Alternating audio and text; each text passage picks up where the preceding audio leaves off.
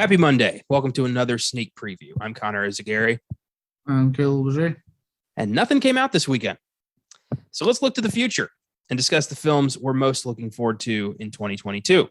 We've both assembled our own top 10 lists of our most anticipated films of the year.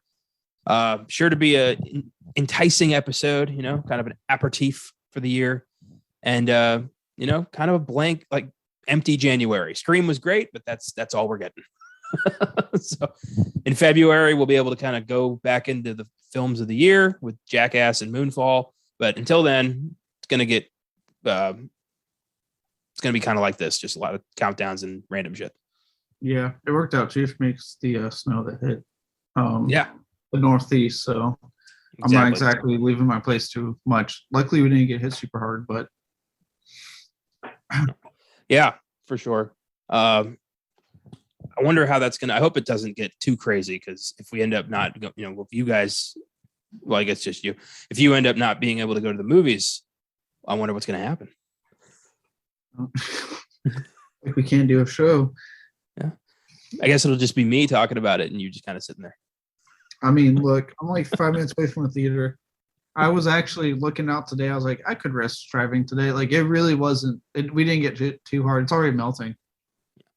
Like there's we'll figure it out. Grass I'm seeing already, like large patches. We'll figure it out. We always do. But until then, let's see what happened last week in film.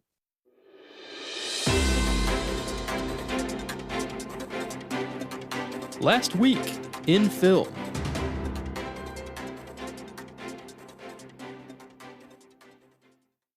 A sequel to A Christmas Story has been announced, with Peter Billingsley returning to his iconic role as Ralphie Parker.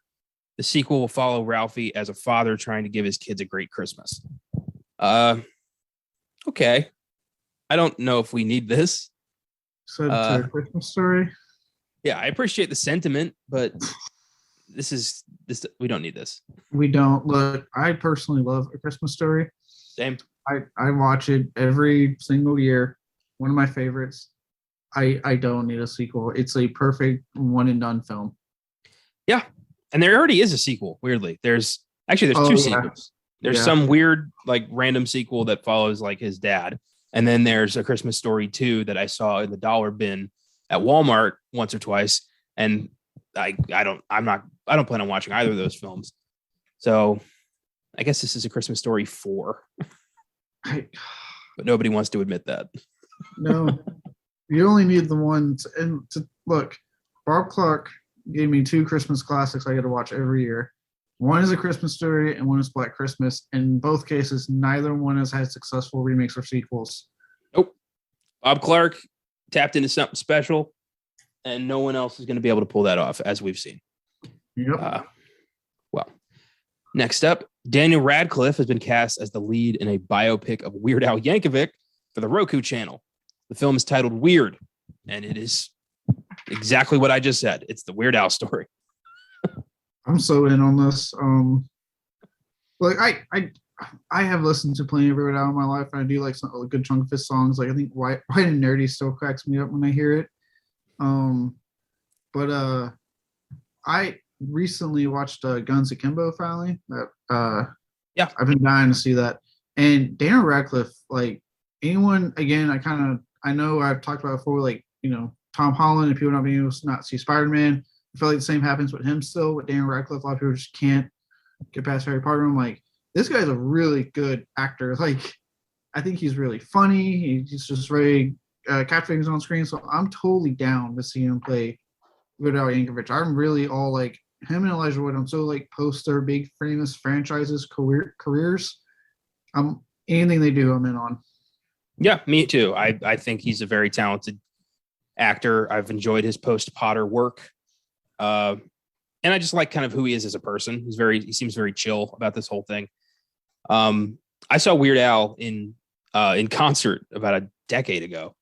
I took my cousin. It was his birthday present, and I had way more fun than he did.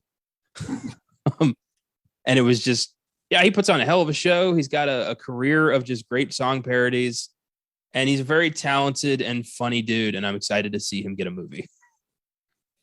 Yeah. Again. Like, you know what? Here we go. Here's someone I'm really interested in. and getting a biography. I'll watch it. Yeah. I watched his VH1 Behind the Music in a music class in middle school. I don't know why. I guess she was just like, fuck, it's the end of the year. We're watching Behind the Music. And Weird Al was the story. So I got to see like why, how he bought his first accordion, how Another One Rides the Bus was like his first one, and how that turned into a career of parodying music. And especially I found out he was the last person to talk to Kurt Cobain before he died. Really? He called Kurt. Yep. It was to ask for the if he could parody Smells Like Teen Spirit. He called him and asked, like, could I do that? And he's like, yeah, go ahead. And that's how Smells Like Nirvana came out. And then Kurt killed himself soon after that. Jesus. Listen, yeah. I figured that's why, because Weird Al is like super like well known for always asking permission before he does this. Like he will, like for every album he does, he is always going to the artist being like, hey, can I do this song? Yeah. Are you cool with it? Most people are like Coolio, that whole thing with Amish Paradise. Yeah. Tried to sue. Yeah, most of the time they're cool with it, because especially now it's like when you hear about people getting like, that honor getting parodied on South Park, right? It's just like it's a badge of honor. Like, Weird Al wants to do one of my songs, like means you have a hit enough that he noticed and was like, yeah, I want to parody your song. So it's like, to me, when you have those people that like say yes, or like, yeah, Coolio, they try to sue or act or like, stop taking yourself so seriously. Like, Jesus Christ, he's not doing it to finish, he's doing it to have fun. Yeah, exactly. Next up, not sure why this is happening. Of all the movies, Disney has begun work on a live action remake of their 1970 film, The Aristocats. Their track record for live action adaptations started out strong, has kind of petered off. And The Aristocats, really, is there enough of a following behind that one to warrant the remake? Especially when, like, I've been waiting on a Hunchback of Notre Dame remake for years now. You're going to go with The Aristocats. Oh, they're not doing the Hunchback of Notre Dame. That probably has various like right issues they got to deal with. I know they've done a version of it, but still. This is Disney. They'll buy whatever the fuck they need to buy. They don't care about that. There's some person that stood their ground somewhere along the way. I think Hunchback it's got to be public domain. I think Victor Hugo's work is public domain. It's old enough. It was written in the 1800s. So either way, there was also the whole backlash when that original film came out about it's too dark for Disney and blah, blah, blah. So I don't know if they're necessarily just not wanting to go down that fucking rabbit hole. Well, even so, The Aristocats. Yeah, no, like, and don't get me wrong. I remember my parents. This was like in our VHS collection. I remember I did like it as a kid. Like, yeah, but it wasn't like I didn't like in the rotation of like the VHS films I could watch, right? That my parents would put like up front for me to see. That wasn't exactly one I went to constantly. It was just like Lion King, Toy Story, Jurassic Park. Like, I had Aristocats on tape. I watched it once as a kid when I was like 5 or 6 and thought this isn't very good. And I put the Lion King back on and was like, yay! So never cared for the Aristocats. Maybe I'll watch it again at some point. Maybe it'll be better, but I just think this is an oddball to choose for a reboot. It is, and I don't know. I'm so tired of their like live action reboot phase they're in. I just feel like with Disney, like I know I've voiced it kind of before and other stuff we talked about. It seems like if it isn't Marvel and if it isn't Disney Plus show for Star Wars, or if it isn't their animation department, they really struggle hard. They're basically just live action, non-superhero, non-Star Wars. Yeah, pretty much. All the other shit they do is where they struggle, because they're either trying to just live action their fucking classic cartoons that I'm like, the cartoon exists already. You don't need to do this. Or they try to chase the success of Pirates of the Caribbean and just make every fucking live action film like that to much less success. Not only that, the Pirates of the Caribbean films have had much less success as well. So it's like, I don't know why you're chasing that anymore. Yeah, you're right. But to be fair, live action films beyond Pirates never really been Disney's strong suit. I mean, even back in like the 60s and 70s, their stuff, I'm sure it was good. Like I recently just watched The Black Hole from 1979. That was terrible. Wait, I'm thinking Black Cauldron. I was going to say that was good. I was like, wait, no, Black Cauldron is what I liked. Oh yeah, The Black Hole. Yeah. Oh my God, I used to get so bored with that as a kid. Yeah, I heard somebody told me it was good. I don't remember who it was. And the cast was amazing. The score was great. And then I started watching it and I'm like, what the fuck is good? This is the most boring film I've ever seen. Nothing's happening. You know when I think they succeed? This is when I think they succeed live action, when they're willing to step out of their comfort zone. True. There's an older, I forget the year, but the Watcher in the Woods. It's a Disney film and it's horror as fuck and it's so goddamn good. I've heard of that. Yeah. I've been, that's a family favorite. Yes, my mom, I forgot. I remember there was a point where like someone was like giving us like a bunch of their fucking Disney collection they didn't want anymore. And I think that was like one of the DVDs in there. And my mom was freaking out, like, oh my gosh, such a good movie. I was like, well, what's it? What is it? She smiled and went, oh, it's a Disney horror film. I was like, huh? And I watched it, and yeah, it's one of my favorites to this day. Like that movie fucking kicks ass. I think it's one of Betty Davis's last movies.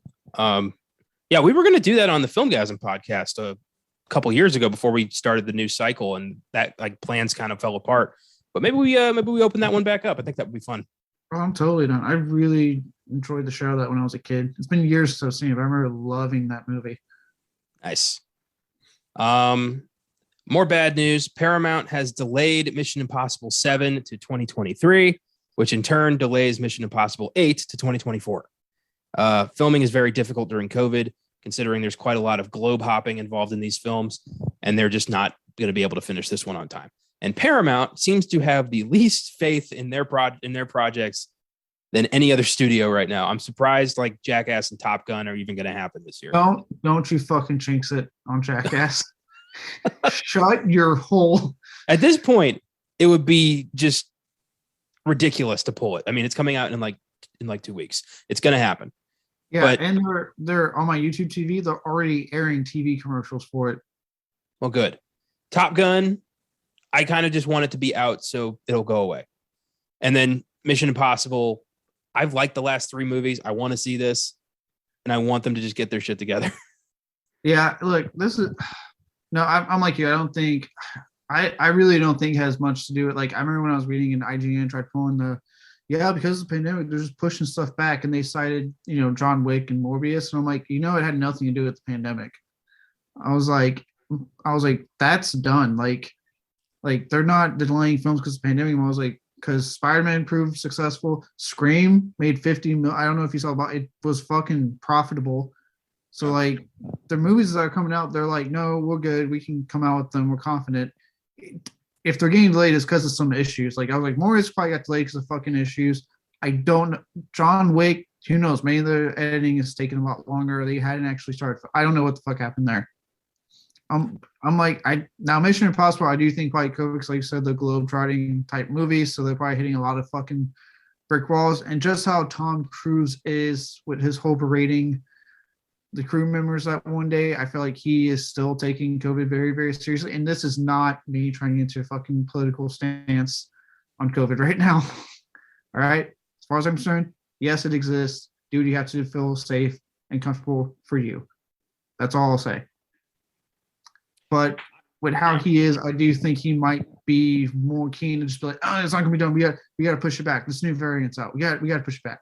Like, I get the feeling he freaks out a little bit more than most. I'm surprised that he can't just like call up Xenu and have him heal any kind of COVID. I mean, I assumed that the power of Scientology can cure anything. Isn't that one of their big things? Like mental health? Yeah. No, fuck that. Scientology. Like, yeah, I get the feeling that with his stuff, especially, I think he cares more about Mission Impossible and Top Gun, if I'm being completely honest. So for sure, moneymaker. I just feel like it's him freaking out a lot, is what the feeling I get. I could be wrong. This is just me speculating. Don't fucking hold my word to it. I think you're right. I think he's a bit of a diva, a bit complicated. I think he, after screaming about COVID that one time, he's kind of become, he's got to live up to that scene he made. So at this point, yeah.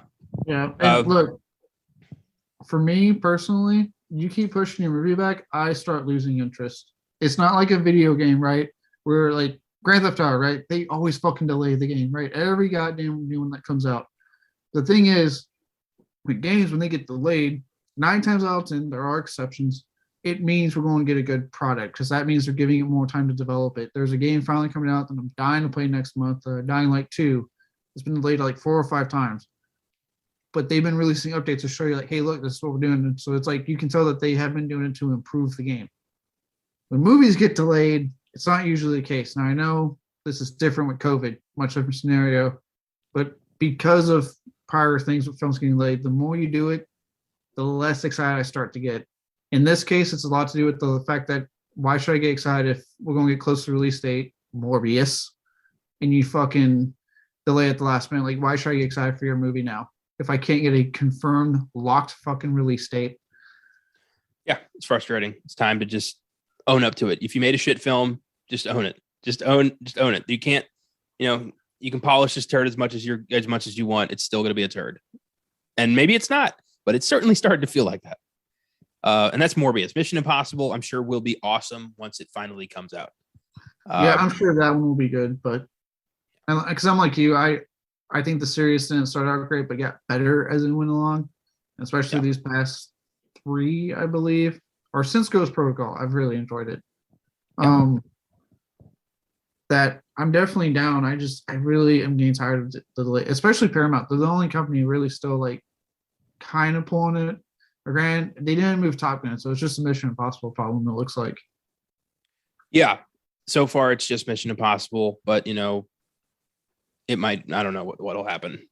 We're still in uncertain times. Kind of.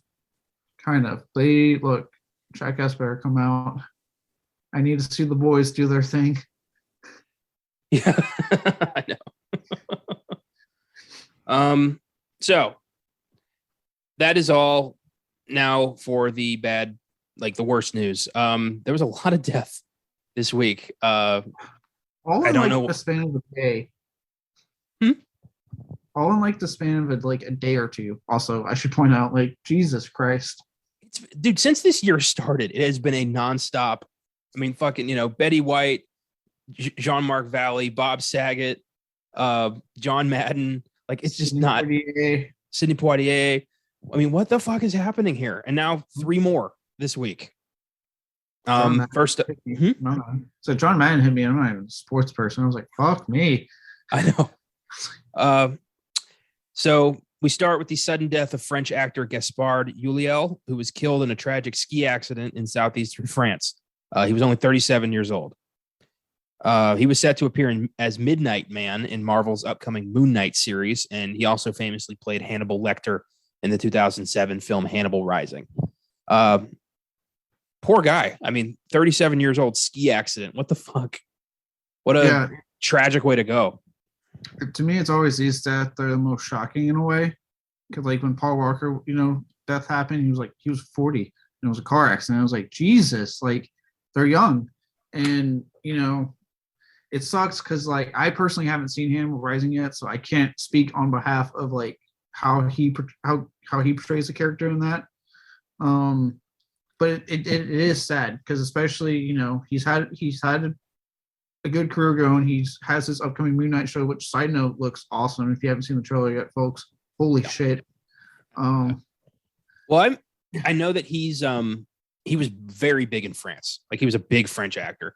And I think, Hannibal was an attempt to kind of bring it stateside and that didn't work out. So I'm thinking Moon Knight might have been a second chance at that. And now it's not going to happen. Yeah. And I guarantee it probably would have been. Like if he is as big as he is in France, I guarantee Moon Knight would have been the one that broke him out internationally. Yeah. What the fuck? 37. Rest in peace. Yeah. That one's wow.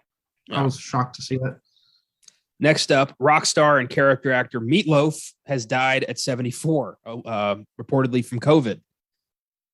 Meatloaf's 1977 rock album Bat Out of Hell sold 65 million copies since 1977, and he also appeared in such films as Fight Club, Wayne's World, Blood Rain, and the Rocky Horror Picture Show. And even if you didn't like his music, odds are you knew who Meatloaf was. I mean, you're not going to forget somebody called Meatloaf. And he was just an icon. Yeah. I mean, fucking, his Robert Paulson, bitch tits. Like he was one of the best parts of Fight Club. I've been seeing that all over the place. Yeah. Dude, so you know what's been stuck in my head since this happened? That scene when they're like, his name is Robert Paulson. Yeah. And also my personal favorite Meatloaf song, I'll do anything for love, but I won't do that. That song just keeps playing in my head. This was a shock, man. Meatloaf just was one of those guys who's kind of, been a part of pop culture forever. And like him or hate him, he was there. He left his mark on the entertainment industry, and we're gonna fucking miss him. Yeah, dude. Like, and look, like I know you said, like, if you don't like his music or not, like, because I know, like, for some people, especially younger people getting into metal more than anything, they see the Bat Out of Hell cover or the Bat Out of Hell 2 cover, and they're like, oh, this must be dark and heavy. And then you hear it, and it's like not. But the thing is, man, like, that was all part of like Meatloaf's thing. Like, he was very theatrical with his music, and the dude had to fucking set up pipes on him. Like, yeah. I personally like his music quite a bit, and I like a lot off those 2 albums. But I really did like his music quite a bit. I really like the roles he would pick when he decided to pursue acting. Obviously, Fight Club being like one of the best. He was definitely one of the best parts. I remember watching it the first time, going, "Is that fucking Meatloaf?" I was like, "Are they calling him bitch tits? What's going on here?" Oh boy, yeah, fuck. If we needed more evidence that COVID's fucking dangerous, it got Meatloaf. Yep, it got Meatloaf. Yep, pipes, those angelic pipes couldn't save him then. Regrettably. And finally, comedian Louie Anderson has died at 68 years old from cancer. Anderson was an iconic stand-up comic who recently starred in the TV series Baskets, which won him an Emmy, and the animated series Life with Louie. He also appeared in such films as Coming to America, Ferris Bueller's Day Off, Sandy Wexler, and the sequel Coming to America, with the 2 in the middle there. And goddamn, I mean, this was just, kicking us while we're down after Meatloaf. Yeah, it was the same day. I know. What the fuck? And he had just like a couple days ago found out he was terminal, and then he was dead almost immediately. Mm-hmm. I remember he sent, like, he wrote a message to, like, a goodbye. And fuck, man, Louie Anderson, I loved him in Coming to America as like the dorky guy who's working the register, who's like, just 5 more years and then I'm running this place, like Mr. Manager over here. Just like that's the grand scheme of your life right there, huh? There are moments where he just like, where like Cleo McDowell opens the door and like knocks a smoothie out of his hand and shit like that. It's great. Damn, what the fuck? Goodbye. We lost some great. It was funny because Josh, he's out to sea right now, but he has access to email finally, and he had messaged me that morning, and I told him about Meatloaf. When I replied back, I'm like, hey, I was like, Meatloaf, died. And I sent it, and he had responded to that when it was like, Meatloaf, fuck, god damn it, like. And then, like, as soon as I send that, I get I see on the news, they're like, yeah, and Louie Anderson. I'm like, god damn it. And I'm like, it doesn't stop. It really doesn't. This year has been fucking crazy for celebrity deaths, and we're only 22 days into it. I mean, slow down. Jesus Christ, give people a chance to breathe. Like, stop killing everybody. Yeah. Life. Even my parents, I said to my mom, like, Meatloaf there? And she goes, no, he didn't. I'm like, Fuck. Well, rest in peace to Gaspard Ulliel, Meatloaf, and Louie Anderson. I am fucking scared to find out who we're talking about next week. I know, right? Like, can we take like a 11-month hiatus from death? Yeah, a little bit would be nice. So before we get into the countdown, I believe you have a bit to say about Shudder's latest release, The Last Thing Mary Saw.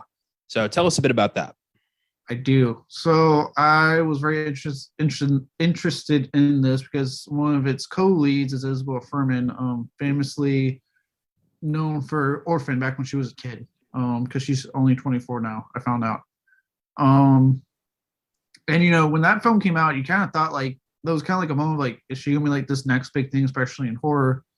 And then it didn't really happen. Like, she had a few big roles, like, or not even big, but she was in a few big movies. Like, she was in the first Hunger Games.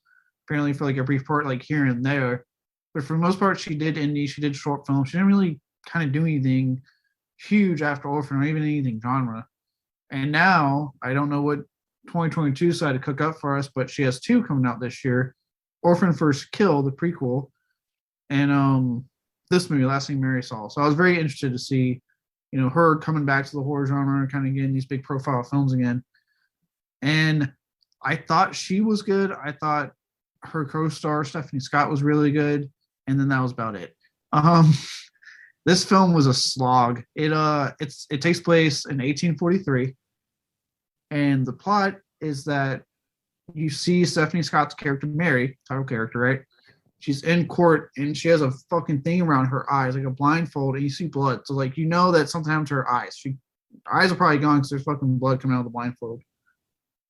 And she's relating what happened in her house with the mysterious death of the matriarch of the household and her secret lesbian love affair with the maid played by Isabel Fuhrman. Now, you would think, especially in today's climate, that is ripe for like some social commentary and whatnot, right? If the film would have explored that a little bit more, it would have been, but it doesn't. Like the film does the most like superficial like layer of exploring that relationship to the point that it's like you could take it out and it wouldn't really affect the movie. Like you have a couple of scenes where you see the family, because I also think like they're trying to sneak around, but the family is always finding out and doing these horrendous punishments because back then you didn't have same-sex relationships publicly. So it's like it kind of goes there, but then constantly holds back, and then does this fucking thing where it throws more plot points into the mix, but doesn't ever bother to explain said plot points. Like at one point, it's like implied maybe the grandma, her mysterious death is that she's some kind of demon or something. That's never like explored any further. Rory Culkin, who I usually really like, actually, I think that guy's a really cool actor when he pops up and stuff. He pops up as this enigmatic, just mysterious stranger for like a scene. It's never fucking explained. It somehow ties to the grandma thing, but again, it's never fucking explained. And I'm like, what was the point of this?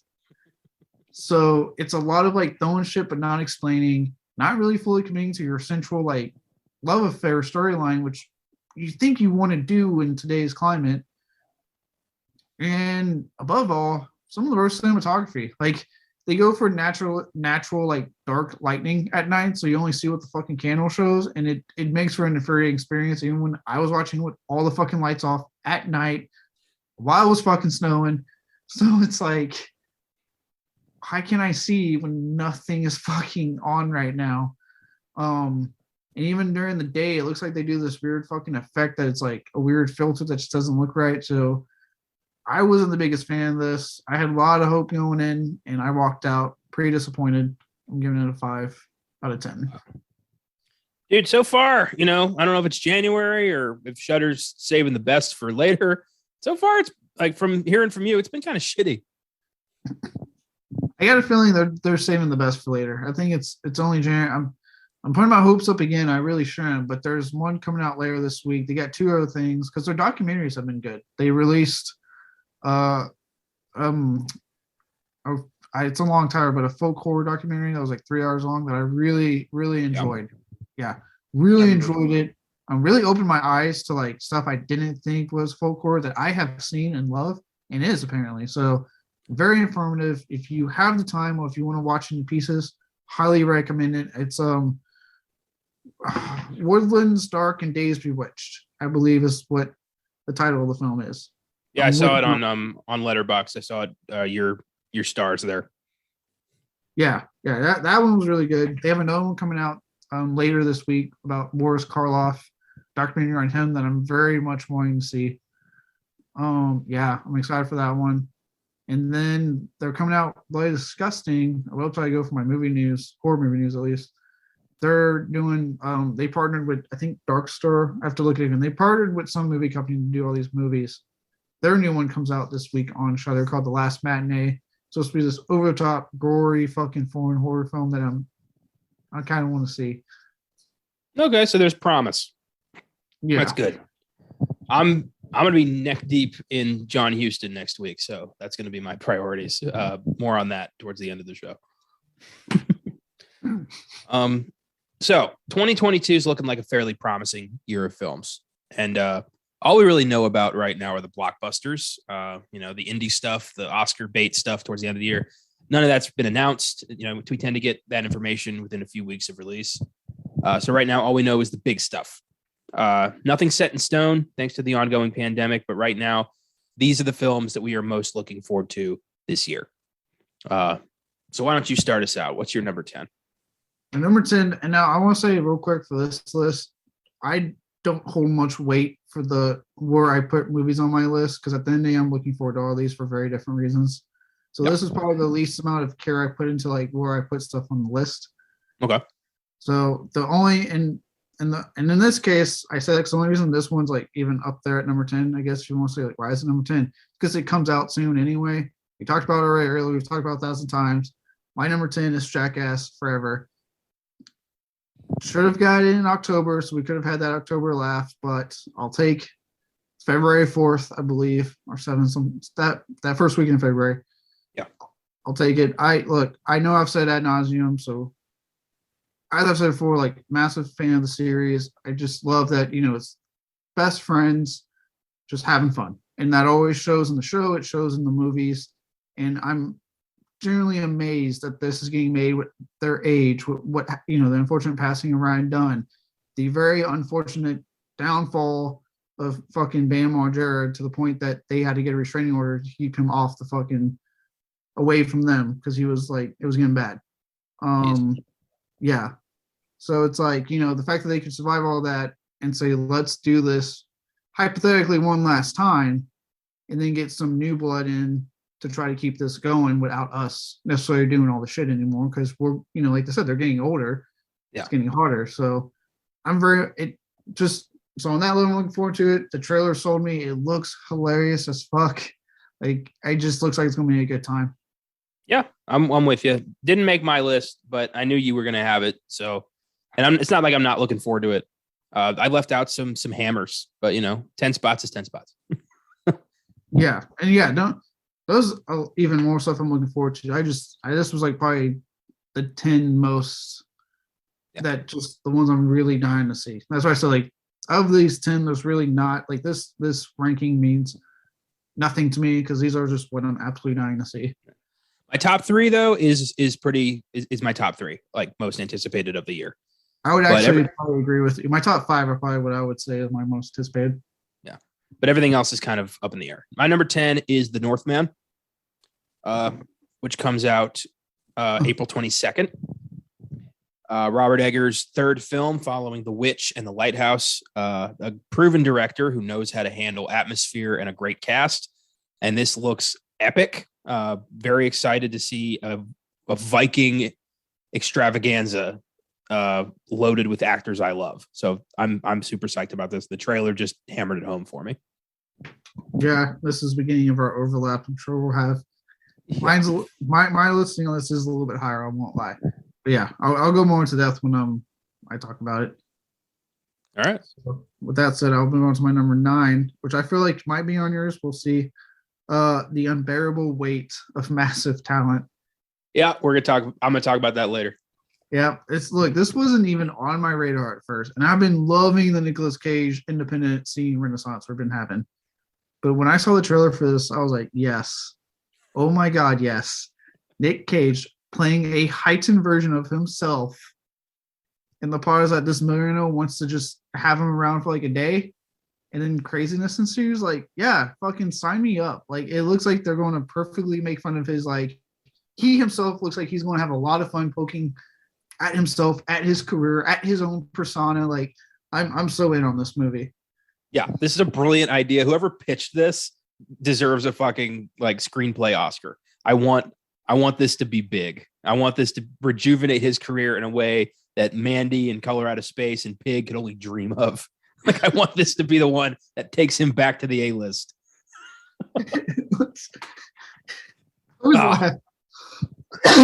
All those films, especially Pig, they were trying real hard for those to be like his comeback. And no, it's this one, the film where he's making fun of himself.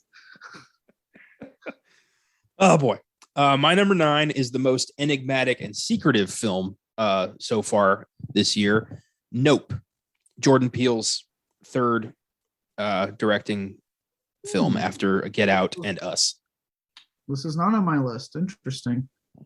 Well, I'm just like, I love the cast, Daniel Kaluuya, Stephen Yen, and I forget the third lead, but I want to know what the fuck this is about. Like, all we know is there's a cloud, there's a poster, the movie's called Nope. That's all we know. And I am very intrigued. I love to Get Out. Us, I didn't really think was great, but maybe it deserves a second watch. So I'm hoping Nope will kind of, give them 2 out of 3. Yeah, no, and see, that's what I like about Jordan Peele is that he keeps his stuff so secret that he builds that intrigue. Because, I think he comes out in like June or something. It's a release date. Yeah, release date is July 22nd. Okay, July. My bad, July, and yet we know nothing. Like we haven't even Jurassic World is starting to fucking do fun little teasers and stuff now, and they released like that fake opening 5-minute thing, whatever. Like they're even doing shit. Nope. Like they're doing nothing. Like Jordan Peele's keeping it all to the vest. It's just that poster and title and release date. That's it. That's all we know. That's his third feature film as a director. Yeah.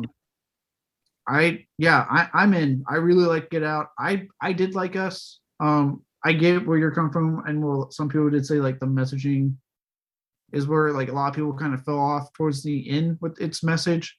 Not saying like it was a bad message, but like it kind of made the plot wonky for some people. Again, I was personally on board still. I did like his take on Twilight Zone. I think he's probably done it best since Rod Serling as far as like actually kind of getting what Twilight Zone is. So, and I liked his produced Lovecraft Country. So I've been really liking what he's done on like TV producing wise, what he's been doing movies. So I'm in on this. It may not be on my top 10, but I am in on Nope. Cool. Yeah. All right. All right. My number 8. This one may actually not be on your top 10 because I might be more indebted to this franchise than you are. And that is Hellraiser, the new one that reportedly is coming out this year. I would say more than Nope, we probably know even less about this film. We don't have a release date. We just know it's Hulu, that Clive Barker is producing it, so he is involved, and that we are getting a gender flipped Pinhead, which should not have caused the fucking ruckus it did online. Jesus Christ, people, wait for a fucking trailer. Because first off, if you read the fucking books, the gender, if I'm correct, is much more feminine in the books than what we got in the movie. So, like, calm down. And that's like the big thing for me that I'm interested in, right? Where I'm coming from is this: you can't do worse than what they've done since they've done the direct-to-video sequels. Like, you have writers and director that are actively enjoy Hellraiser, and they want to do good with it, so they're actually wanting to give us a good quality product. You have them by having a female Pinhead, which, by the way, people may not even be called fucking Pinhead, and that's just what we're calling her now. So we find out what she's called in the movie. That's going to be more in line with the book.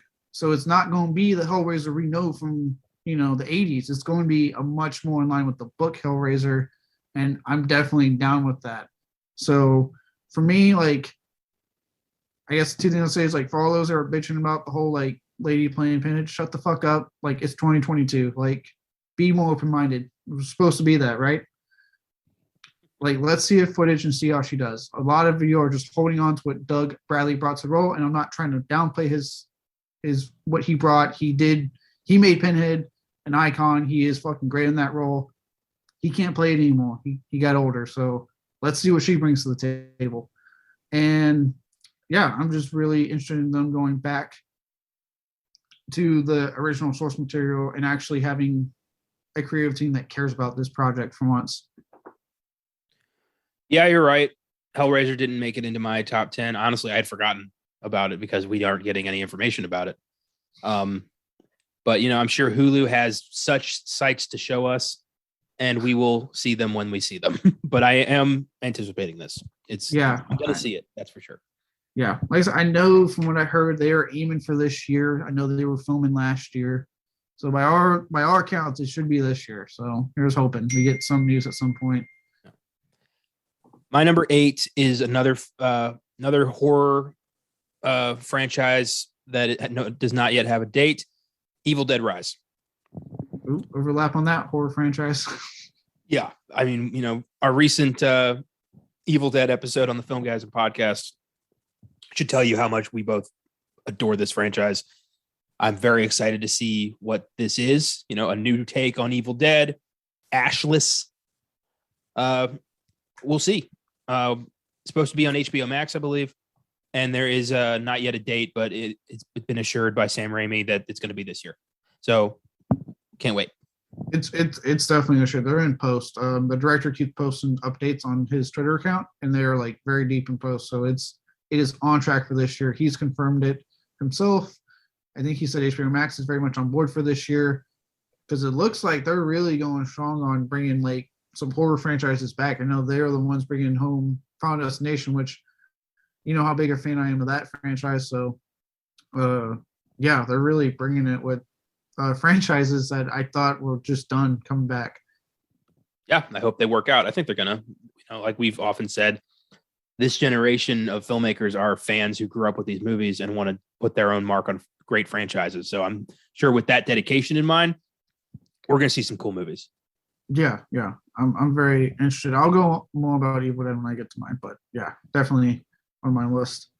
My number 7, I feel like it's going to be overlap again because I would be shocked if it's not on your list because I know how much you love this fucking brand. Number 7, Doctor Strange and the Multiverse of Madness. Yeah, that's on there. Next to actually my one after that might also be an overlap. But as far as this one, look, what can I say that doesn't have me excited? Sam Raimi's back.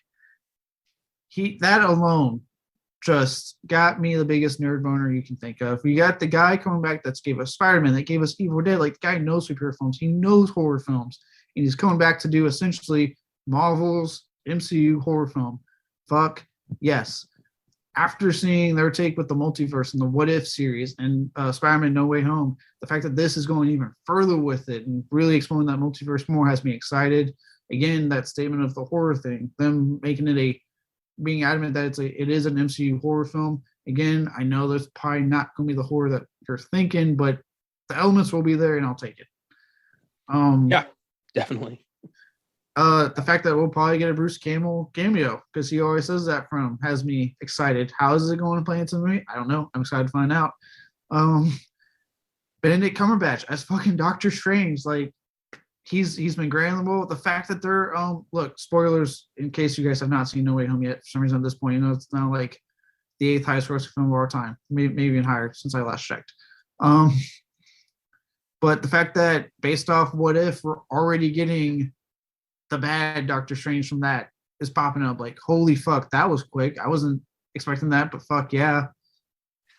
So like, yeah, I'm very excited for this film. I'm very excited for the possibilities it brings. The fact that there are rumors swirling that there are like tons of cameos that they're not telling us in this film has me excited.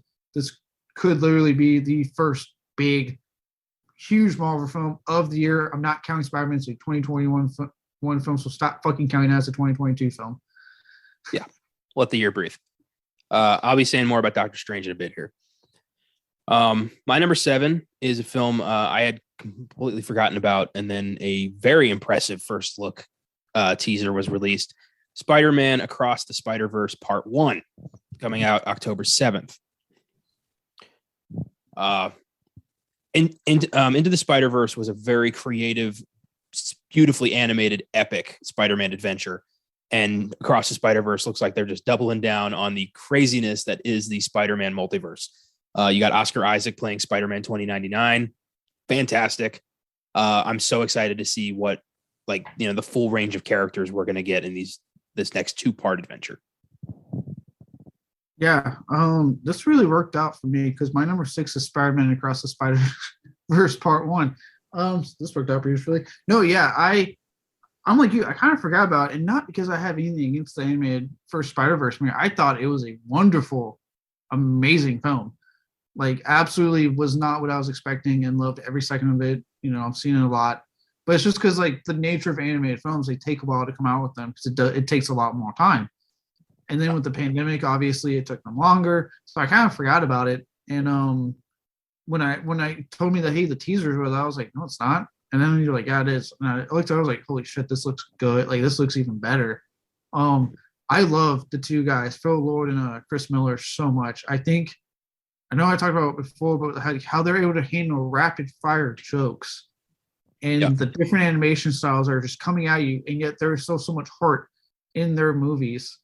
Just amazes me. Like I've never seen anything that has like this mixture of ADHD but with so much heart and works almost every single time. So I'm usually always on board with what they're doing. I cannot wait to see. And the fact that whatever this story is requires them to do it in 2 movies. I mean, like it says in title, this is part 1. So I'm in. I'm all in on this. It's finally getting us that Spider-Verse sequel we've been waiting for. Oh yeah. My number 6 and my number 5 are 2 movies that I would bet money might not actually come out this year. But I'm hoping. I'm confident on one of them. On number 6, maybe. Number 5, I doubt it. Number 6 is The Flash. November 4th. I want this to be good so bad. I'm looking forward to seeing Michael Keaton return as Batman. I'm looking forward to seeing Affleck get a proper goodbye as Batman. Honestly, I don't really care about the Flash part of things. I'm pretty invested in the Batman side of things. But I've heard, the rumor mill's kind of been out of control with this. Beyond that first look we got at the DC Fandom, there's been like nothing with this. So I'm hoping that doesn't mean that they're pushing it. I want like a trailer. I want more concrete, release. So The Flash as of now. You won't see that on my list. I agree with you in that the Batman stuff has me interested in that we're getting Michael Keaton back. Apparently we're getting him back full force in DC because he signed on to, I think it was Batgirl, I think was the one I'm thinking of. Yeah. He was leaked. It got leaked that essentially he's in it. And then Ben Affleck in a proper farewell, even though I have kind of my issues with a lot of dumb comments he's said recently. I did like his Batman. The reason it's not on my list is because it's called The Flash, not The Batman. So it's like The Batman.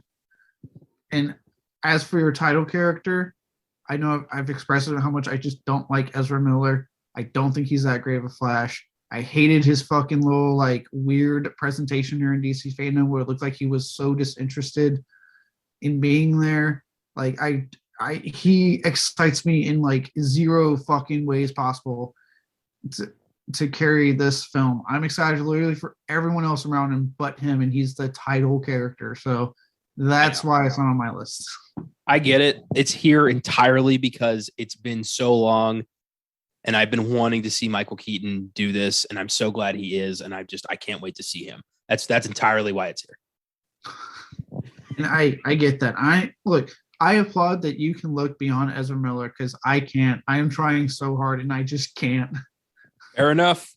What's your 5? Yes. Okay. So my 5 was part of the overlap. Evil Dead Rise. It did hit my top 5 personally. This is when like I said, the ranking doesn't really matter, but these next 5 films are the ones I'm actually like dying to see.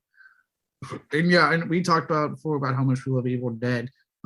Look, the first technically Ashless film, if you will, was Evil Dead 2013. Minus that cameo, and I don't really even count that because I was just him looking at the camera going groovy. It's enough. He didn't play any factor into the plot though.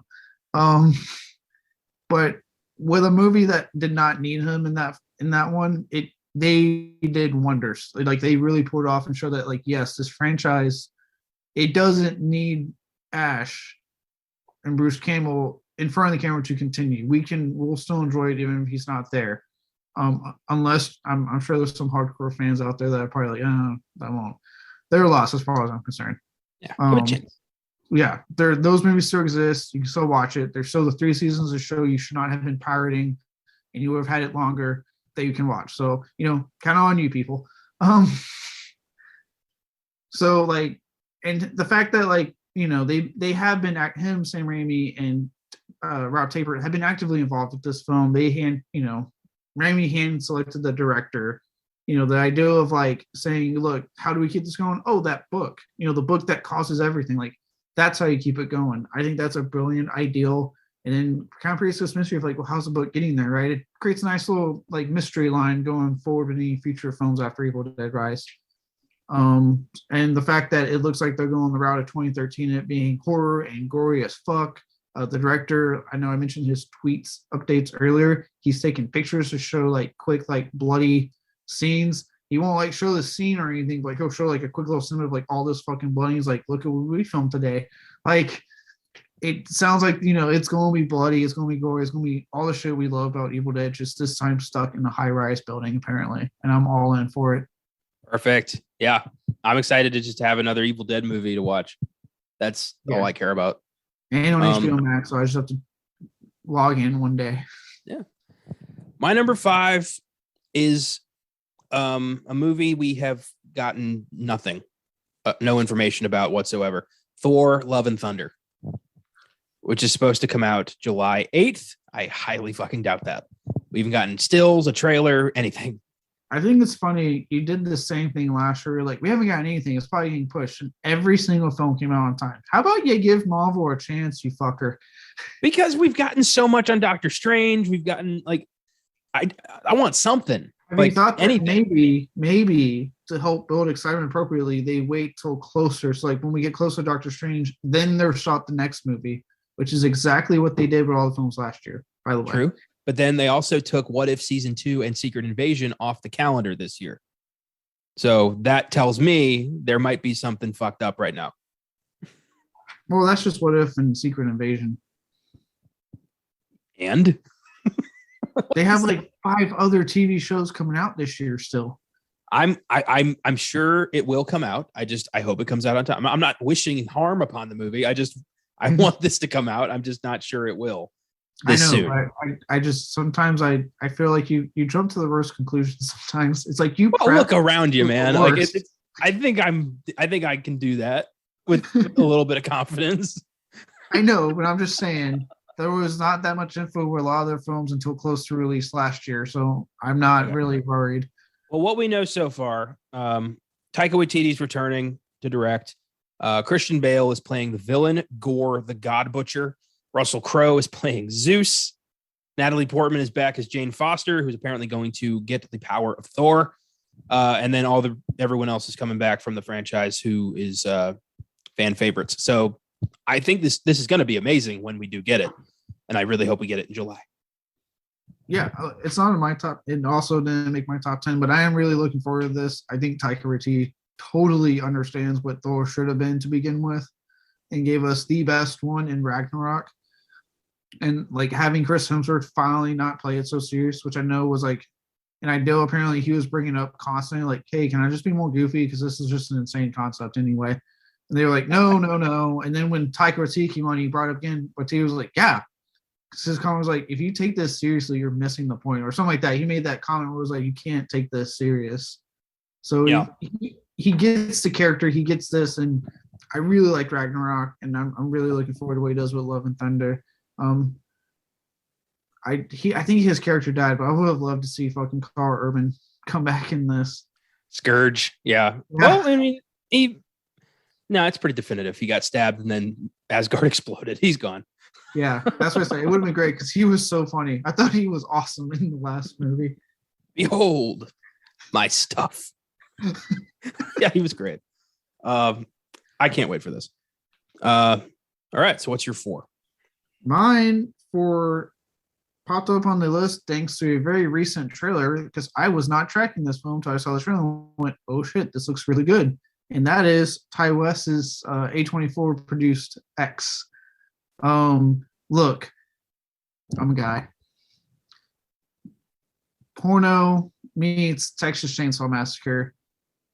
I am so in on that concept already. It looks like, and I know it looks like it's going to be like the most fucked up amount of fun I think I'll have at the movies this year. like we're like, yeah, fucked up shit's happening. There's gonna be such a playful tone based off the trailer where like that music was kind of like a little like more upbeat and hopping with what's going on. Like it looks fun. And look, I'm a guy. Brittany Snow playing a porn actress. Yeah. Yeah, this is right up your alley. I knew you were gonna have this. It's not on mine, but I am looking forward to it. Yeah, it's mostly the trailer. That trailer really sold me. And if it's anything like House of the Devil, I still need to see the Sacrament, but I know a lot of people like that Ty West film a lot. Spoiler alert, I threw the Sacrament on the calendar for Filmgazm, so we are going to do that this year. Oh, fuck yeah. Okay. Then yeah, I'll be seeing that then. Because I heard a lot of people really like that. If it's anything like those two, like this will be an Innkeepers, which I thought was decent enough. It's very slow, takes a while.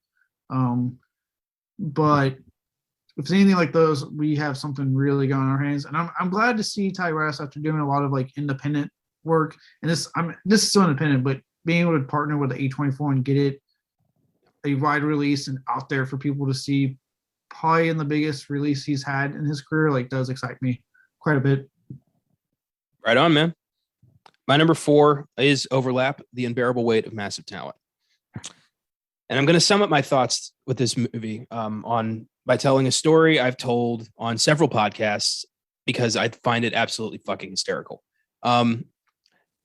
Before COVID, there used to be a thing called the Cage-a-thon in Austin, where Nicolas Cage himself would pick out 5 movies from his filmography and host a Nicolas Cage movie marathon at the Draft House. I wanted to go so bad, and then when I found out about it, COVID happened, so it didn't happen. But I watched a Q&A. I think the movie was Lord of War, and this guy asked Nicolas Cage, "What do you say to all the haters out there who don't appreciate your work?" And Cage, took a sip of his drink, stood resolute, looked right at this guy and said, "You just don't know what you're missing." And the audience erupted into chaotic applause. That is the kind of man we're dealing with here. That is the man who's going to play himself in this ridiculous, over-the-top, crazy-ass movie I cannot wait for. Enough said. Yeah. I just want to kiss the writer who came up with this idea because they are fucking brilliant. I want to be there in the pitch meeting where they're like, "So Nick, we got a project for you potentially. Think you might like this? You're gonna play yourself." I imagine he immediately was like, "I'll do it." There was like, "Show me the script. I'm in." Oh boy! All right, you're number 3. My number 3 is the other overlap that we had, and I'm sure won't be our last because no one I'm sure is on here soon. Number 3 is my placement of The Northman. I'm with you. Look, I love The Witch. I know we saw that together. I still think that when it comes to A24 films, like that is absolutely probably to me still the best one they've done. I do like it a bit more than Hereditary, and I really like Hereditary. It's just like his uses of like creeping tread and just atmosphere is astounding in that film. And then it's around, yes. And like even and the payoff to me is actually worth it. With like the Black Phillip and that fucking voice still is to me just haunting. And obviously a career like our star-making fucking performance from Anya Taylor-Joy, who's gone to do great things since then. So like I love that movie, and the fact that he was able to with The Lighthouse do something completely different, still horror in its own way, but different thematically and all that stuff, and make this just crazy. What the fuck is going on? 2 guys losing their mind in a lighthouse. You know, Pattinson's getting tired of Defoe's farts and the fucking beans, and you know apparently really hates that one bird. So like, and wants to fuck a mermaid that may or may not be real. We don't know. Eggers is proven to be a like bona fide master of psychological distress, and I'm excited to see what he does with a Viking movie. Yes, like, and this is going to definitely. I don't think this will necessarily be horror. This will be very much, I think, his take on like an action epic, and I'm in to see what he brings to that genre of film. And yeah, I mean, Viking. You got Skarsgård, who looks like a fucking Viking already. Like that shot when he like clubs the dude off the horse, like. I feel like you didn't need to do any CGI or any like work. Like that's just Skarsgård. Like that's just him. You know, like what a fucking good fit for the main role. And and the rest of the cast, it's not like there's lightweights behind him. I mean, he has Anya Taylor-Joy coming back, Willem Dafoe, Ethan Hawke. Like he has some fucking heavy hitters, both old and new. He's worked with before, coming back to this. So I'm very excited for this movie. Best part, Northman and Unbearable Weight of Massive Talent to come out the same weekend. Oh, I'm seeing both. Yeah, I'm not gonna. Oh, I can't wait. I might have to do it like we did with The Witch and see Northman first, and then have to watch any feeling of dread and stuff with the Unbearable Weight of Massive Talent. Kind of we did The Witch and Deadpool. Yep, good idea. My number 3, I believe. My number 3 is the exciting conclusion to David Gordon Green's epic horror trilogy, Halloween Ends. October 14th. I am so excited to see how he ends this thing. I know it's not going to be the end of the Halloween franchise. I'm not stupid, but it is going to be the end of his Halloween franchise. So how's this going to pan out? Michael versus Laurie to the death, probably. The first 2 have been stellar. I've loved Halloween. I liked Halloween Kills a lot. I think this is going to be just as good. It's going to be the highlight of my October. That's Redemption. Yeah. It didn't make my list, surprisingly, but I am looking forward. Really? Wow. I am really looking forward to it. It didn't make my list because as much as I'm looking forward to it, there is some stuff that I'm kind of like worried. Like he mentioned in interviews that they're going to do a 4-year time jump, which I'm not sure I'm cool with that just because of how the kills end. So I need to see the movie to better judge that. But right now it's like, why would you do that with ending to kills? And then he mentioned something that kind of got on my nerves in a way, because I think like a lot of people I don't want to fucking see in a movie right now. And he mentioned like, yeah, COVID's going to play a factor into this one. It's going to be a part of I'm like, I don't want that to be a part of the movie. I could care less about COVID being a fucking Halloween movie, David Gordon Green. If anything, don't put that in there because I don't want to be fucking reminded about it right now. I will laugh my ass off if Michael Myers is wearing like, the traditional mask, but then on top of his mask, he's wearing one of those cloth masks. He has to be safe out there. He sanitizes every time he fucking kills someone. He doesn't want to catch something. He could die. He has to keep going. What if that's what kills Michael? COVID. It's fucking COVID. Oh my God. You can't stab him. You can't shoot him. You can't light him on fire. But he'll be in like the pantheon of films that I despise solely because of the ending. I trust David Gordon Green to deliver an epic product. I am hoping what he meant on that COVID line was that the way COVID has been with the ward and how people have been reacting is that it's more of a metaphorical sense on how he will handle it with Michael. Not that the actual disease will factor into the plot, which I don't want to fucking see. I'm not interested in being reminded of it. I'm at a point with that still where like when I watched Paranormal Activity next to Ken and they had their mask on, I was like, stop it. I don't want to be reminded of what I'm dealing with right now. Fair enough. It's the movie ward. Let's act like it doesn't fucking exist in the movie ward, at least, at the very least. So I hope he doesn't mean like quite literally, and it's more of a figurative, like, probably type deal. Probably. What's your number 2? My number 2 is actually, this is where I think we'll have overlap. You just haven't said it yet. Is Matt Reeves, long delayed. God, do I want to see it? The Batman. I knew it. I got a feeling I know where this is placed at. Yeah, I have not been secretive about what I'm looking forward to this year. Go on. No. But look, I think like everyone, I'm dying to see this, even though they just revealed the gargantuan runtime to this movie.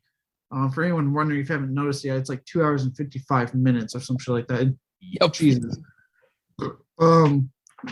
Yeah, Josh better not get to that fucking theater at the last minute. I'm going to kill him. I'm going to need a bathroom break and everything before that movie starts.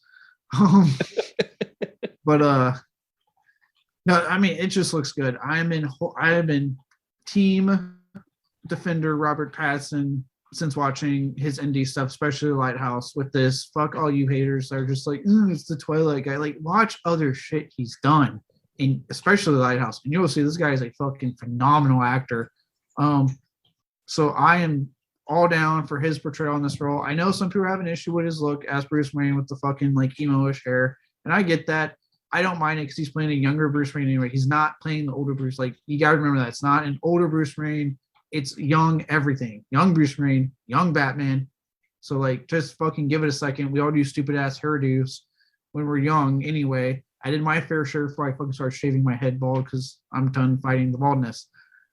So like, I'm all in for him. I love the cast around him when it comes to the villains. It looks like what we've seen of Penguin, Colin Farrell. There we go. Dear God, is going to blow us out of the water. Apparently enough to get him his own show on HBO Max. And if it's anything like Peacemaker, I am in because that is one of the best fucking DC shows I'm watching right now. So yeah, I love that, you know, this is going to be not a horror film, but very much like so dark, so noir-ish. It's going to really teeter on that line. Has me really excited. I'm so excited to see them exploring an actual detective Batman because they've been very adamant about that. So that's not, we haven't gotten that in movies, even though he's called the world's greatest detective, for God's sakes. So like, just everything about this movie has just done nothing but made me more excited, made me want to see it more. I can't fucking wait for this movie. Hell yeah, man. So my number 2, I believe, yes, is Doctor Strange. I love, Sam Raimi. I love what they've done with the character. I'm super excited. It's going to be awesome. And fuck it, might as well just number 1 is Batman. So there it is. The score, Michael Giacchino's score for the Batman was just released yesterday, and it is fucking lights out. I remember thinking, like, if I closed my eyes and I'd never heard this before, I'd be like, that has a Batman quality to it. Like, I haven't listened. So look, like, that's the one thing for some reason I'm really adamant about not doing, is that I won't listen to scores when they release it before the movie. Like, I didn't do it for Halloween Kills. I won't do it for Bat. Like, I like to wait till I watch the movie. I don't know why. It's my thing. I know. Fair enough. I was just really excited.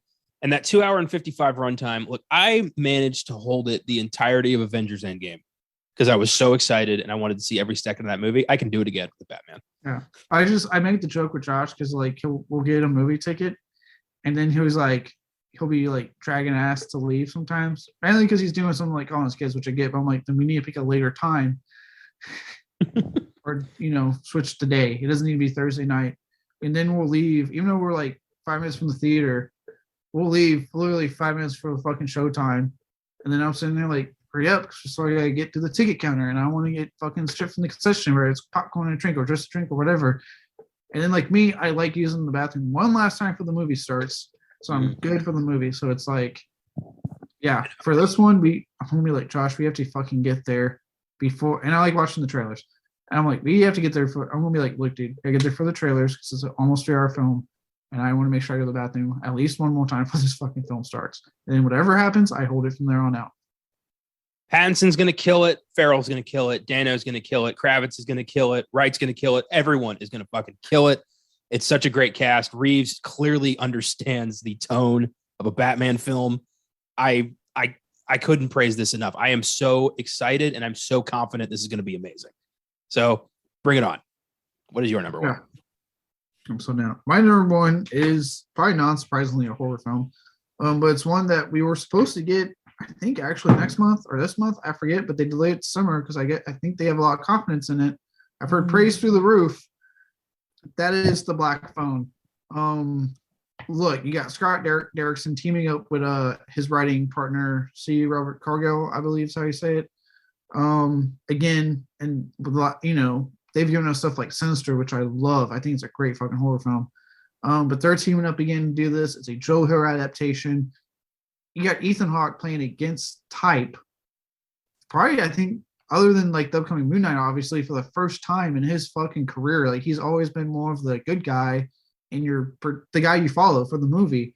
So getting to see him, especially this year with Moon Knight and now Black Phone, and I'll say more so Black Phone because Moon Knight, he's still essentially playing a Marvel villain. So it's, you go in kind of knowing kind of how that might play out and you just hope it beats your expectations. But it's a kitty diddler who's a murderer. This is different. Yeah, this is much darker material. This is an R-rated film.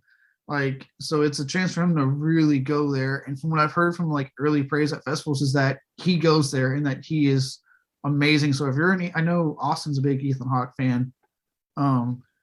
So right up his alley if you want to see Ethan Hawke do something just completely different. Because what I'm hearing in early praise for is that he is amazing as the villain in this film. Like he is getting a lot of praise.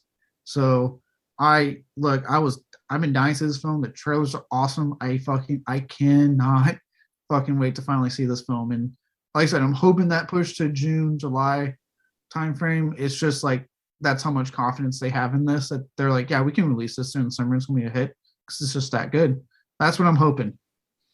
Badass. Yeah, this looks creepy. Ethan Hawke, through the course of these shows, has become an actor I really respect.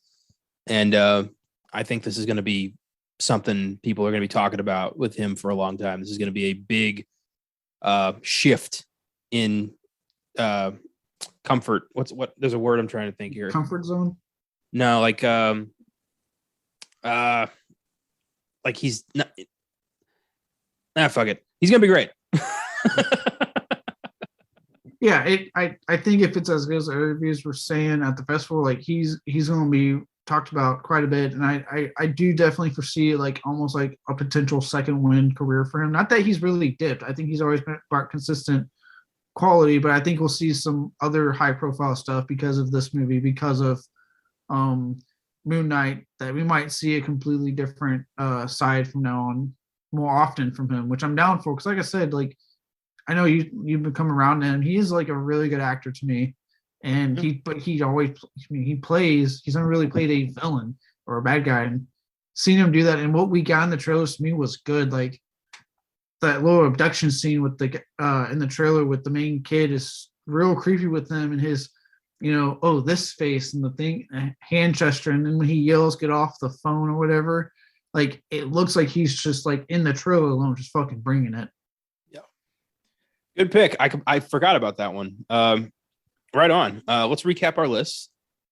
Mine are The Northman, Nope, Evil Dead Rise, Spider-Man Across the Spider-Verse Part 1, The Flash, Thor Love and Thunder, The Unbearable Weight of Massive Talent, Halloween Ends, Doctor Strange in the Multiverse of Madness, and The Batman. Oh, mine are. Sorry, I was taking in your list. Mine are Jackass Forever, The Unbearable Weight of Massive Talent, Hellraiser, Doctor Strange in the Multiverse of Madness, Spider-Man Across the Spider-Verse Part 1, Evil Dead Rise, X, The Northman, The Batman, and The Black Phone. Right on. And, that's not just like everything we're going to be covering. I mean, we left out some big stuff, Lightyear, Fantastic Beasts. Like there's going to be, a lot to talk about this year. And maybe, some stuff on these lists might end up being shit that we are really upset about, or they could end up being masterpieces we'll never stop talking about. I love the kind of anticipation of the year. Like anything could happen. Yeah. And more like in the case of X, like I didn't know about that till that trailer popped up. So we saw plenty of films that have been, shooting that we don't know about, that a trailer pop and go, and we'll be like, holy shit, that looks really good. Yeah. So there's still that to happen throughout there. It's only January. Obviously, like I said, there's still plenty of stuff that doesn't really have a release date earlier than 2022. I know I had two of them with Hellraiser, and we both had Evil Dead Rise. But there's Prey, the new Predator film. It's 2022 at some point this year. I think summer is what they said, but no firm release date yet. So there's still a lot coming out. Who knows? Some of the stuff that I'm excited for might be shit. I don't know.